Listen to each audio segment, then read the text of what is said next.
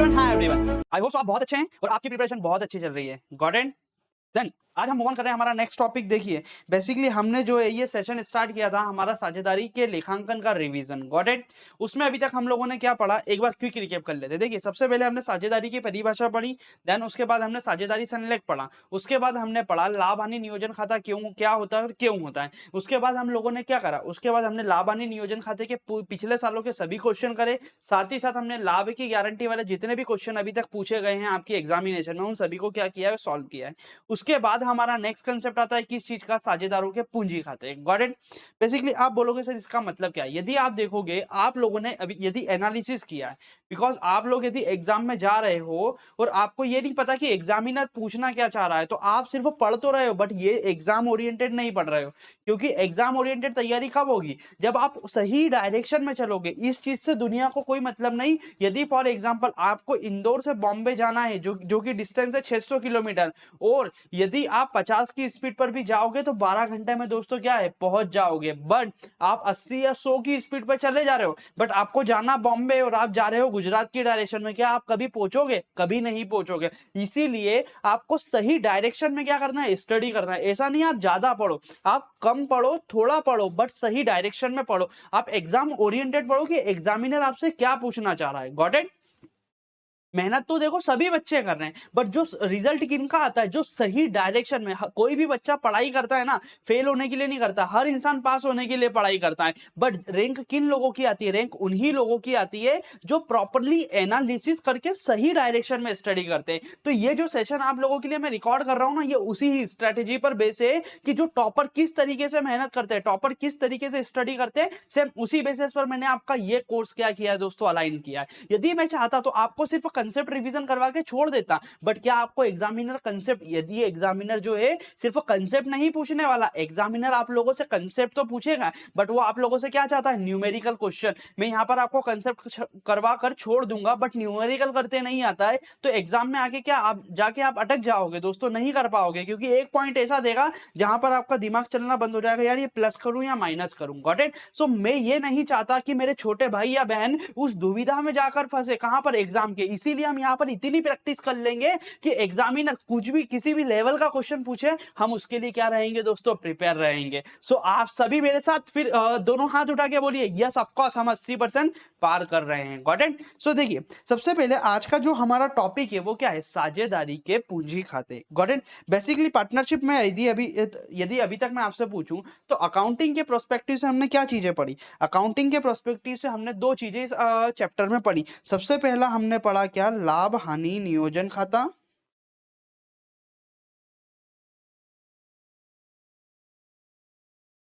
पहली चीज हमने क्या पढ़ी, लाभ हानि नियोजन खाता। लाभ हानि नियोजन खाते में एग्जामिनर आप लोगों से क्या दो तरह के क्वेश्चन पूछता है, एक तो साधारण क्वेश्चन पूछता है और दूसरा कौन सा पूछता है, दूसरा आपसे पूछता है गारंटी वाला। ठीक है?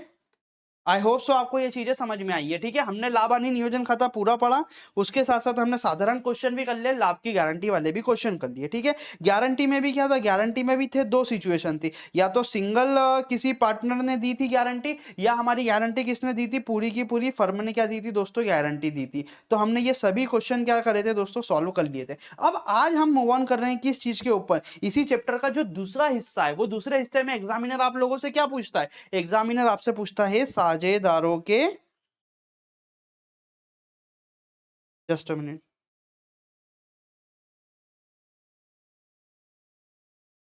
इस चैप्टर के दूसरे हिस्से में वो आपसे पूछता है क्या, साझेदारों के पूंजी खाते। साझेदारों के पूंजी खाते बनाओ। अब आप बोलोगे सर ये बताओ कि हमारी किताब में कितनी दो तरह की मेथड साझेदारी के पूंजी खाते में, हमारे स्कूल के टीचर्स ने या हमारी स्कूल की टीचर्स ने हमको बताया था कि साझेदारों की के पूंजी खाते बनाने की मुख्य रूप से कितनी विधियां हैं, दो विधियां हैं। एक है हमारी क्या, स्थिर पूंजी विधि, और दूसरी हमारी क्या है सर, परिवर्तनशील पूंजी विधि। जस्ट अ मिनट,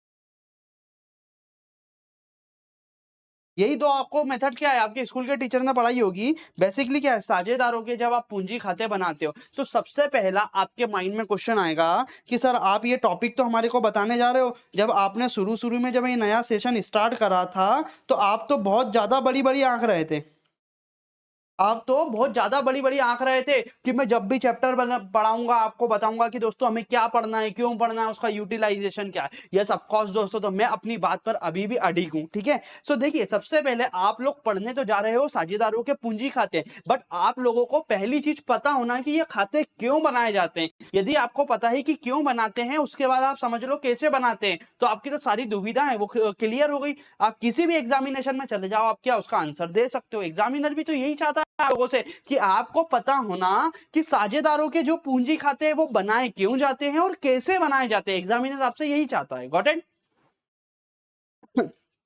तो देखो, मेरे साथ पढ़ो। बेसिकली यदि मैं आपको बताना चाहूं ना, तो साझेदारों के पूंजी खाते का मतलब क्या होता है। हमको पता है अकाउंटिंग लेखांकन की दृष्टि से साझेदार और साझेदारी फर्म दोनों क्या होते हैं, अलग अलग होते हैं। इसीलिए साझेदारी फर्म जो है वो अपने खाते अलग बनाती है और सभी साझेदारों के इंडिविजुअल साझेदारों, हो सकता है एक पार्टनरशिप फर्म में एक से ज्यादा पार्टनर हो या साझेदार हो, तो हर पार्टनर के साथ साझेदारी फर्म का जो ट्रांजैक्शन होता है उसको हर साझेदार का खाता बनाकर क्या करती है, साझेदारी फर्म बनाकर खाते तैयार करती है, ताकि फर्म को पता चल सके कि किसी भी एक साझेदार को कितना पैसा फर्म को देना है या उस साझेदार से कितना पैसा फर्म को दोस्तों लेना है। इसी के लिए क्या होता है, साझेदारों के पूंजी खाते बनाए जाते हैं। Got it? देखिए यहाँ पर यदि आप लिखेंगे पढ़ेंगे तो मैंने यहाँ पर शुद्ध हिंदी में लिखा है। क्या लिखा है, साझेदारी फर्म में एक से क्या होता है, एक से अधिक साझेदार होते हैं। क्या होते हैं, साझेदारी फर्म में एक से अधिक साझेदार होते हैं। साझेदार और साझेदारी फर्म के बीच हुए लेन देनों का हिसाब रखने के लिए क्या करते हैं, हम साझेदारों के दोस्तों पूंजी खाते बनाते हैं। Got it? ये साझेदारों के पूंजी खाते बनाने की मुख्य रूप से हमारे पास कितनी विधियां हैं, साझेदारों के पूंजी खाते बनाने की हमारे पास मुख्य रूप से दो विधियां हैं। कौन सी दो विधियां, एक होती है स्थिर पूंजी पद्धति, दूसरी होती है क्या, परिवर्तनशील पूंजी पद्धति। आई होप सो आपको जो मैंने अभी तक सिर्फ बेसिक कंसेप्ट समझाया वो आपको समझ में आया कि साझेदारी के पूंजी खाते क्यों बनाए जाते हैं, ताकि फर्म को पता चल सके कि किसी साझेदार को कितना पैसा देना है या किसी साझेदार से कितना पैसा फर्म को लेना है। साझेदारों के पूंजी खाते बनाने की मुख्य रूप से दो विधियां होती है, साझेदारों की पूंजी पद्धति और साझेदारों की परिवर्तनशील पूंजी पद्धति, सॉरी साझेदारों की स्थिर पूंजी पद्धति और साझेदारों की परिवर्तनशील पूंजी पद्धति। Got it? अब हमारा क्वेश्चन आता है कि सर हमारे को ये तो पता चल गया कि साझेदारों के पूंजी खाते हम लोगों को क्यों बनाना है, बट अब ये भी बता दो कि किस सिचुएशन में कौन सा खाता, कौन सी मेथड से हम साझेदारों के पूंजी खाते बनाएंगे। Got it? I hope so आपके माइंड में अब यही क्वेश्चन क्या है, आपके माइंड में आ रहा होगा कि सर आपने ये तो बता दिया कि साझेदारों के पूंजी खाते तो बनाना क्यों है, क्यों बनाना है, ताकि फर्म को पता चल सके कि किसी एक पार्टनर से कितना पैसा लेना है या उस पार्टनर को कितना पैसा देना है। बनाने की कितनी मेथड, दो मेथड, परिवर्तनशील पूंजी पद्धति मेथड और स्थिर पूंजी पद्धति मेथड। तो ये बताओ ना, स्थिर पूंजी मेथड कब अपनाएंगे और परिवर्तनशील पूंजी मेथड कब अपनाएंगे। तो देखो,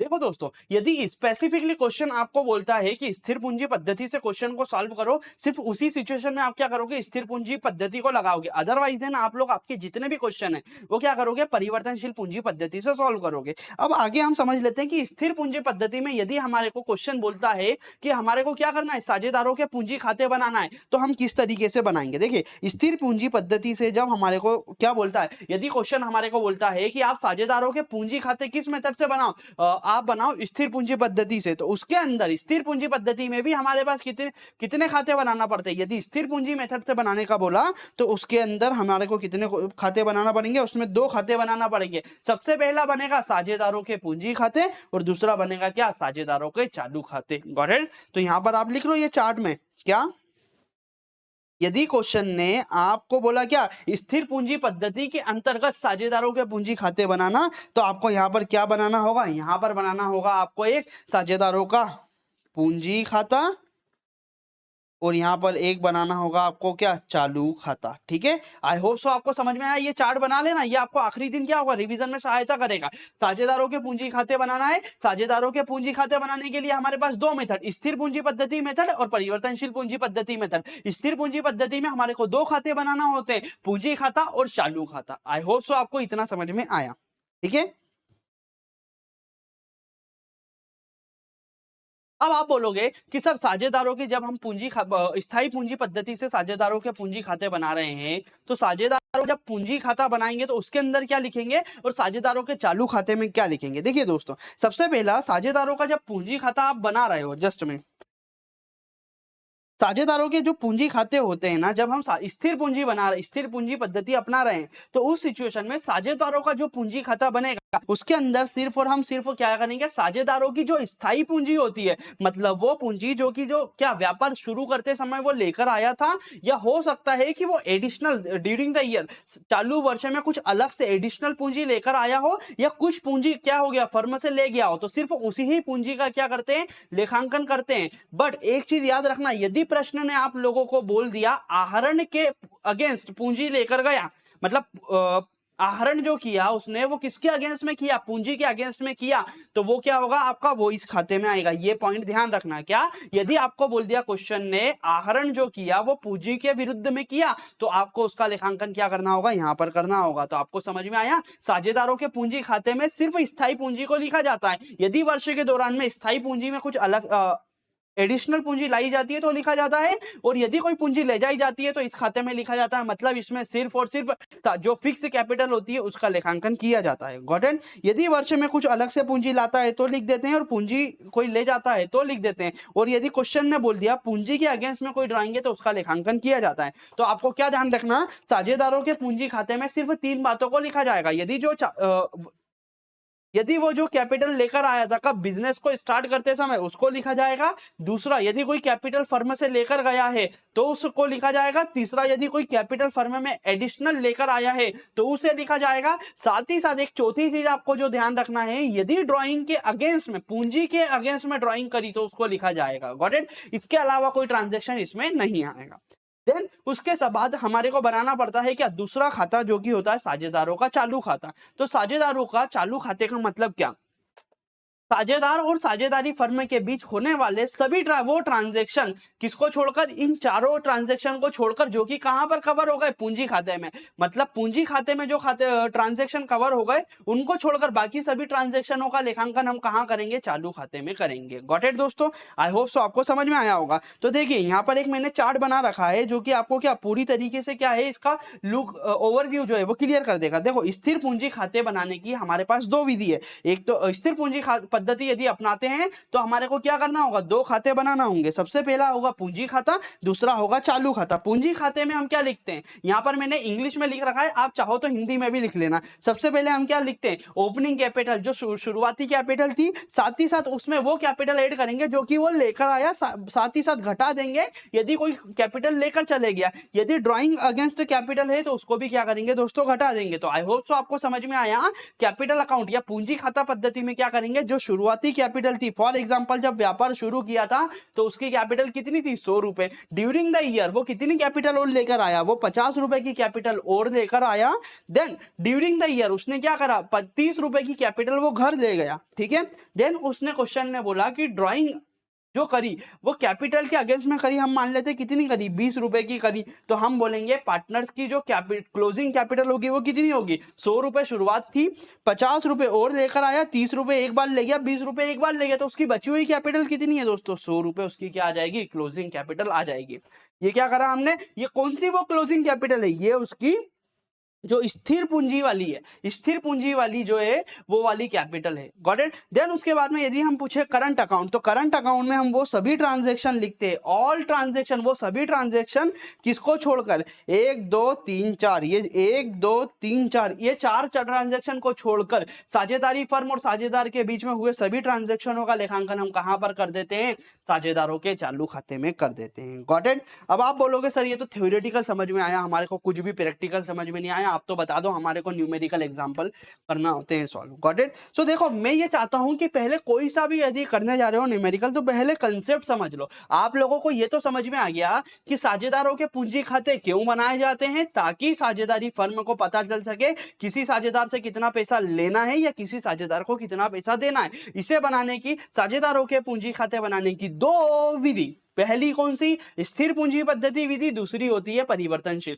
क्या हमने परिवर्तनशील पूंजी पद्धति को अभी तक पढ़ा है? नहीं दोस्तों, अभी तक हम लोगों ने परिवर्तनशील पूंजी पद्धति को नहीं पढ़ा है। हमने क्या पढ़ा है? हमने पढ़ा है क्या? हमने पढ़ा है स्थायी पूंजी पद्धति। स्थायी पूंजी पद्धति कब अपनाते हैं? जब स्पेसिफिकली क्वेश्चन ने बोला हो कि आपको क्वेश्चन सॉल्व करना हो किसके आधार पर? आपको क्वेश्चन सॉल्व करना हो स्थिर पूंजी के आधार पर, तो आप ये मेथड को क्या करोगे दोस्तों? एप्लीकेबल करोगे। यदि ये मेथड को अपनाते हो तो आपको कितने खाते बनाना होंगे? आपको कितने खाते बनाना होंगे? आप लोगों को दो खाते बनाना होंगे। सबसे पहला होगा साझेदारों का पूंजी खाता, दूसरा होगा साझेदारों का चालू खाता। पूंजी खाता बनाओगे तो उसमें सिर्फ और सिर्फ जो साझेदारों की फिक्स्ड कैपिटल है उसका लेखांकन करोगे। यदि फिक्स्ड कैपिटल बढ़ेगी तो जोड़ोगे, फिक्स्ड कैपिटल कम होगी तो क्या करोगे? घटा दोगे। Got it? यदि प्रश्न ने बोला कि पूंजी के अगेंस्ट में ड्राइंग है तो उसका को क्या करोगे? इसमें से घटा दोगे। बाकी सभी ट्रांजैक्शन जो कि साझेदारों के पूंजी खाते में आ चुके हैं, उन सभी ट्रांजैक्शनों को छोड़कर बाकी ट्रांजैक्शनों का लेखांकन कहां पर करोगे? साझेदारों के चालू खाते में करोगे।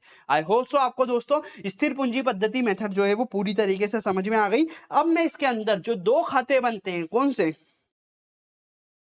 स्थिर पूंजी खाता और चालू पूंजी खाता, मैं आपको बता देता हूं कि कैसे बनता है ये। ठीक है, देखिए स्थिर पूंजी खाता पद्धति में सबसे पहले हम एक अकाउंट बनाते हैं जिसका नाम क्या है? Partners capital account. ये जो पूंजी खाता हमने यहाँ पढ़ा ना, इसको क्या बोलते हैं? Partners capital account. अब यहाँ पर आप देखोगे इस खाते के कितने भाग होते हैं? लेजर के हर सभी खातों के कितने भाग होते हैं? दो भाग होते हैं। एक भाग एक साइड कौन सा होता है? डेबिट होता है। दूसरा क्या होता है दोस्तों? हमारा क्रेडिट होता है। आई होप सो आपको दिख रहा होगा, इसका एक साइड है डेबिट, दूसरा साइड है क्रेडिट। ये कौन सा अकाउंट है? Partners capital account. ठीक है,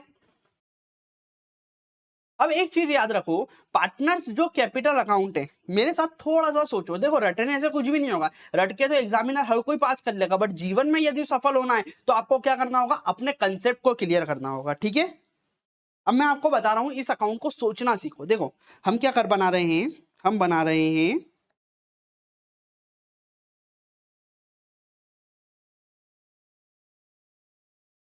ठीक है, हम कौन सा अकाउंट बना रहे हैं? Partners capital account. तो सबसे पहला आपके माइंड में क्वेश्चन आना कि यह अकाउंट कौन बना रहा है? क्या क्वेश्चन आना?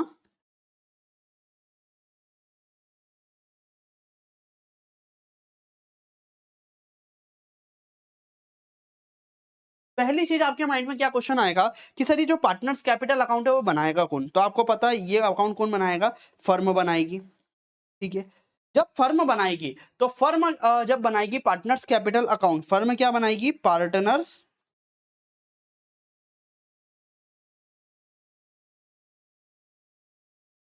Partners capital account. फर्म यदि अपने पॉइंट ऑफ व्यू से देखेगी तो ये पार्टनर्स कैपिटल अकाउंट किसको रिप्रेजेंट करेगा? ये रिप्रेजेंट करेगा किसको? पार्टनर्स को। मतलब जितने भी फर्म में पार्टनर्स है उन सभी का रिप्रेजेंटेशन करेगा क्या? ये सभी पार्टनर्स का अलग अलग पार्टनर्स कैपिटल अकाउंट होगा ना, तो इसको देखकर हम पता चल लगा सकते हैं किस पार्टनर्स का कितना बैलेंस है। तो साझेदारी फर्म को के लिए ये पार्टनर्स कैपिटल अकाउंट क्या होगा? Just like a liability account होगा। लाइबिलिटी क्यों? क्योंकि फर्म को ये पैसा देना है। यदि आप देखोगे तो जब आप बैलेंस शीट बनाओगे, जब आप, मैं बता रहा हूँ टी शेप वाली बैलेंस शीट जो आपको पुरानी 11th में पढ़ाई जाती है, ये बैलेंस शीट बनाओगे तो पार्टनर्स का जो कैपिटल अकाउंट होगा वो कहां पर आएगा? पार्टनर्स कैपिटल अकाउंट हमारा कहां पर आएगा दोस्तों? लाइबिलिटी साइड में आएगा। क्यों लाइबिलिटी साइड में आएगा? क्योंकि फर्म को क्या है? फर्म को पैसा देना इन लोगों का बाकी है। तो ये पार्टनर्स कैपिटल अकाउंट फर्म के पॉइंट ऑफ व्यू से क्या हो गए? लाइबिलिटी हो गए।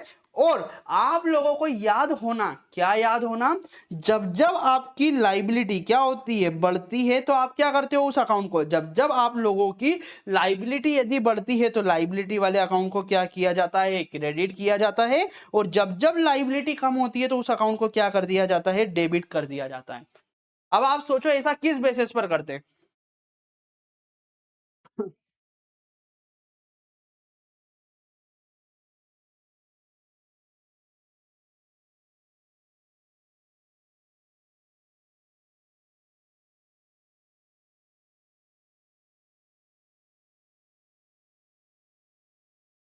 ठीक है दोस्तों, आई होप सो आप लोगों ने सोचा होगा। देखिए पार्टनर्स जो कैपिटल अकाउंट है ये बेसिकली फर्म के लिए क्या है, एक तरीके का लाइबिलिटी अकाउंट है। जब लाइबिलिटी क्यों, क्योंकि फर्म को पैसा देना है, किसका, पार्टनर्स का, क्योंकि फर्म ने पार्टनर से पैसा लिया है बट अभी तक पार्टनरशिप फर्म ने क्या नहीं करा है, उस पैसे का भुगतान नहीं करा है। तो यदि पार्टनर और कैपिटल लेकर आएगा, यदि पार्टनर्स की कैपिटल क्या होगी दोस्तों, फर्म में जब जब पार्टनर्स की कैपिटल बढ़ेगी तो हम पार्टनर्स के कैपिटल अकाउंट को क्या करेंगे, क्रेडिट करेंगे, और जब जब पार्टनर्स की कैपिटल क्या होगी, कम करेगी, उसके खाते को क्या कर देंगे, डेबिट कर देंगे। तो यही आपका अकाउंटिंग ट्रीटमेंट है। देखिए यहां पर हम क्या बना रहे हैं, पार्टनर्स कैपिटल अकाउंट। जब जब आपके पार्टनर्स की, यहां पर सिर्फ और सिर्फ कौन सी कैपिटल की बात कर रहे हैं, यहां पर हम सिर्फ और सिर्फ दोस्तों फिक्स्ड कैपिटल की बात कर रहे हैं। आपको पता हो ना, ये जो खाता है इसमें सिर्फ फिक्स्ड कैपिटल को लिखा जाता है, या स्थायी पूंजी जिसे बोला जाता है, सिर्फ स्थायी पूंजी का लेखांकन किया जाता है। तो जब जब पार्टनर्स की स्थायी पूंजी बढ़ेगी, क्या होगी, जब जब पार्टनर्स की स्थायी पूंजी दोस्तों बढ़ेगी तो हम इसके क्रेडिट साइड में लिखेंगे। कहां पर लिखेंगे, जब जब पूंजी बढ़ेगी तो हम क्या करेंगे, क्रेडिट साइड में लिखेंगे, और जब जब हमारी पूंजी घटेगी तो हम क्या करेंगे, यहां पर डेबिट साइड में दोस्तों क्या करेंगे, एंट्री करेंगे। आई होप सो आपको समझ में आया। ठीक है, अब आप बोलोगे कि सर इसमें ये तो समझ में आ गया कि डेबिट साइड में कब लिखेंगे, क्रेडिट साइड में कब लिखेंगे, बट इस खाते में हमेशा दो चीजें होती है जो हमारे को समझ में नहीं आती है। सबसे पहली चीज कि इसमें दो चीजें होती है, या तो इसमें हमेशा जो मेजर साइड होता है, यहाँ पर ये खाता स्टार्ट होता है बाय बैलेंस बीडी से। तो इसका मतलब क्या होता है, बाय बैलेंस बीडी का मतलब होता है इस खाते में यदि क्रेडिट साइड में यदि बाय बैलेंस बीडी का अमाउंट आ रहा है तो उसका मतलब होता है कि साझेदारी फर्म को अभी पार्टनर को पैसा देना बाकी है। मतलब नहीं समझ में आया सर, मतलब हो सकता है कि किसी साझेदार ने क्या करा हो, 1,000 10,000 रुपए फर्म को दिए हो पूंजी के रूप में, बट फर्म ने उस पैसे को अभी नहीं लौटाया, तो क्या है, फर्म के लिए लाइबिलिटी है, इसीलिए यहां पर क्या है, ये 10,000 रुपए आ रहे हैं, मतलब अभी पार्टनर्स को पैसा देना बाकी है, या पार्टनर्स की जो कैपिटल का अकाउंट है, ओपनिंग कैपिटल का जो बैलेंस है वो क्या है, यहां पर शो हो रहा है। तो इसका मतलब क्या होता है, साझेदार की ओपनिंग कैपिटल कितनी है साल के शुरुआत में। Got it. यदि वो कोई एडिशनल कैपिटल लेकर आता है, नई कैपिटल लेकर आता है, तो यहां पर क्या लिख देंगे, बाय कैश। यदि कैश के रूप में लेके आता है, बैंक अकाउंट के थ्रू लाता है, तो बाय बैंक लिख देंगे। यहां पर क्यों लिख रहे हैं क्रेडिट साइड में, क्रेडिट साइड में इसीलिए लिख रहे हैं क्योंकि उसकी कैपिटल क्या हो रही है दोस्तों, बढ़ रही है। ठीक है, आई होप सो आपको समझ में आया होगा। देन उसके बाद में आप देखोगे यहां पर हमने क्या लिखा है, यहां पर टू कैश लिखा है। टू कैश का मतलब क्या है, हो सकता है कि साल के ड्यूरेशन में वो कैपिटल निकाल कर क्या हो, लेकर गया हो घर पर, तो क्या या तो वो कैश के रूप में ले जा सकता है या बैंक अकाउंट के थ्रू ले जा सकता है। तो हमने यहाँ पर क्या लिखा, जब भी वो कैपिटल लेकर जाएगा या उसकी कैपिटल कम होगी तो हम क्या करेंगे, टू साइड में लिख देंगे, to cash account, to bank account, capital withdrawal या अगेंस्ट द ड्रॉइंग। यहाँ पर कौन सी कैपिटल, यदि आप लोगों को मैंने बोला था ना पूंजी के विरुद्ध में आहरण यदि दिया है तो वो कहां लिखोगे, वो भी यहां पर लिखोगे। कहां लिखोगे, capital withdrawal against the drawing. Got it. जब आप ये पूरा लेखांकन कर लोगे, क्रेडिट साइड का टोटल माइनस डेबिट साइड का, तो आपका जो बचा हुआ बैलेंस होगा वो क्या होगा दोस्तों, क्लोजिंग कैपिटल आ जाएगी। ठीक है, आई होप सो आपको समझ में आया। ये क्या है, ये जो टू बैलेंस सीडी निकल कर आया, इसका मतलब है कि वर्ष के अंत में साझेदार का इतना पैसा फर्म को अभी और देना बाकी है। Got it. I hope so आपको ये अकाउंट पूरी तरीके से समझ में आया। ठीक है।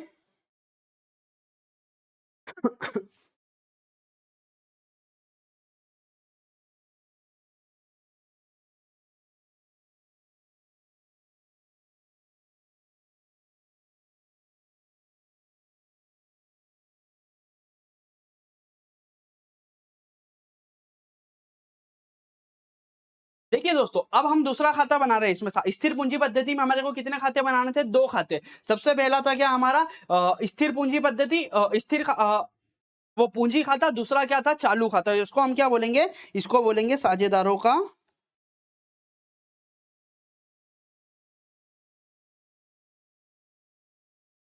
इस खाते में हम क्या क्या लिखेंगे, वो सभी ट्रांजैक्शन जो कि ऊपर के खाते में पूंजी खाते में कवर हो गए, उन सभी ट्रांजैक्शनों को छोड़कर जितने भी ट्रांजैक्शन होंगे किसके बीच में, साझेदारी फर्म और साझेदार के बीच में, उन सभी को क्या करेंगे दोस्तों, उन सभी को यहां पर लिख दिया जाएगा। Got it. इस खाते में लेखांकन करने का रूल क्या है, देखो ये बेसिकली क्या है, ये भी साझेदारों का पूंजी खाता है। साझेदारों का पूंजी खाता मतलब क्या, जब भी इस खाते में साझेदारों की पूंजी क्या होगी, साझेदारों की पूंजी जब जब बढ़ेगी, जस्ट अ मिनट, जब जब साझेदारों की दोस्तों हमारी क्या होगी, पूंजी बढ़ेगी, तो इस खाते में क्रेडिट साइड में लिखेंगे। और जब जब किसी भी ट्रांजेक्शन से, जब जब मतलब वो किसी भी ट्रांजेक्शन हो किसके बीच में, साझेदारी फर्म और साझेदार के बीच में, जिससे साझेदार की पूंजी बढ़ेगी तो उसे क्रेडिट साइड में लिखेंगे, और साझेदारों की पूंजी कम होगी तो उसे क्या कर देंगे दोस्तों, डेबिट साइड में लिख देंगे। ठीक है, अब आप बोलोगे सर ये तो समझ में आ गया, एक बार आप इसका जो क्वेश्चन फॉर्मेट है एक बार थोड़ा सा एक्सप्लेन कर दो इजी वे में।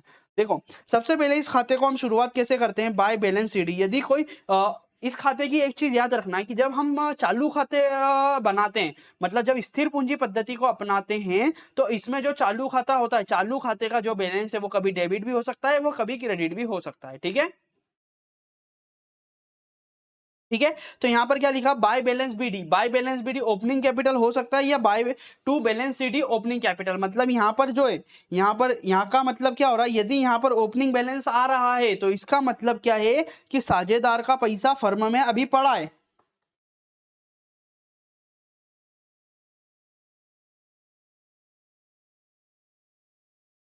यहां पर यदि क्रेडिट साइड में आपका ओपनिंग बैलेंस आ रहा है, इसका मतलब क्या है, साझेदार को पैसा देना बाकी है, किसको, फर्म को। मतलब फर्म ने अभी साझेदार को पैसा पूरा दिया नहीं है। और यदि यहां पर डेबिट साइड में यदि साझेदार का ओपनिंग कैपिटल का बैलेंस आता है तो इसका मतलब क्या होता है, इसका मतलब होता है कि साझेदारी फर्म को क्या करना है, पैसा लेना है, किससे, साझेदार से। Got it, I hope so आपको समझ में आया। ठीक है, देन उसके बाद में हम क्या लिखते हैं, बाय इंटरेस्ट ऑन कैपिटल। यदि साझेदार को उसकी पूंजी पर ब्याज देना है, यदि साझेदार को आप उसकी पूंजी पर ब्याज दोगे तो उसकी कैपिटल क्या हो जाएगी दोस्तों, बढ़ जाएगी। यदि साझेदार को कोई कमीशन देना है, कमीशन यदि साझेदार को दोगे तो उससे उसकी कैपिटल क्या हो जाएगी दोस्तों, बढ़ जाएगी। बाय पार्टनर से सैलरी, यदि किसी भी पार्टनर को आप सैलरी दोगे तो उससे उसकी कैपिटल क्या होगी, बढ़ेगी। इसीलिए हम उसका लेखांकन कहां पर कर रहे हैं, उसका लेखांकन कर रहे हैं क्रेडिट साइड में, पार्टनर्स कैपिटल अकाउंट में। ठीक है, देन उसके बाद में यदि हम बात करें किस चीज की, अब उसकी कैपिटल किन किन ट्रांजेक्शनों से कम होगी, यदि वो ड्राइंग कर लेता है, ड्राइंग कर लेता है तो कैपिटल कम होगी। इंटरेस्ट ऑन ड्राइंग, यदि कोई ड्राइंग करा और उसके ऊपर फर्म ब्याज चार्ज कर रही है तो उससे उसकी कैपिटल क्या हो जाएगी, कम हो जाएगी। To profit and loss account, यदि लॉस होता है फर्म को तो उससे क्या होगी, कैपिटल घटेगी। बट यदि फर्म को प्रॉफिट होता है और वो प्रॉफिट पार्टनर्स के कैपिटल अकाउंट में भेजते हैं तो उससे उसकी कैपिटल क्या हो जाएगी दोस्तों, बढ़ जाएगी। ठीक है, तो यहां पर लॉजिक क्या था हमारा, ये ओपनिंग बैलेंस से स्टार्ट होगा। ओपनिंग बैलेंस इसका डेबिट भी हो सकता है, ओपनिंग बैलेंस इसका क्या हो सकता है, क्रेडिट भी हो सकता है। जब जब पार्टनर्स की कैपिटल बढ़ेगी, जब जब पार्टनर्स की कैपिटल बढ़ेगी तो क्रेडिट साइड में लिखो। जब जब पार्टनर्स की कैपिटल क्या हो जाएगी दोस्तों, जब जब पार्टनर्स की कैपिटल कम हो जाएगी तो डेबिट साइड में एंट्री कर दो। बचा हुआ जो बैलेंस होगा या तो आपका डेबिट साइड में आ सकता है या आपका क्या हो सकता है, क्रेडिट साइड में हो सकता है। Got it, I hope so आपको समझ में आया। स्थिर पूंजी पद्धति विधि हमने पूरी तरीके से पढ़ ली। इसमें दो खाते बनाए जाते हैं, एक होता है क्या, साझेदारों का पूंजी खाता जिसमें सिर्फ स्थायी पूंजी को लिखा जाता है, जिसे हम क्या बोलते हैं, फिक्स्ड कैपिटल। देन उसके बाद में हम दूसरा खाता बनाते हैं क्या, साझेदारों का चालू खाता, जिसमें वो सभी ट्रांजेक्शन जो कि फर्स्ट फिक्स्ड कैपिटल को छोड़कर है वो सभी ट्रांजेक्शनों को यहां लिख देते हैं। इसका क्रेडिट बैलेंस भी होता है स्टार्टिंग में, या डेबिट भी हो सकता है। जब कैपिटल बढ़ेगी तो क्रेडिट में लिखेंगे, जब कैपिटल घटेगी तो क्या करेंगे, डेबिट में लिखेंगे। गॉट इट, इसके बाद हमारी जो सेकंड मेथड आती है वो क्या थी, परिवर्तनशील पूंजी पद्धति मेथड। परिवर्तनशील पूंजी पद्धति मेथड को दोस्तों हम इसके आगे आने वाली वीडियो में कवर अप करेंगे। Thank you so much.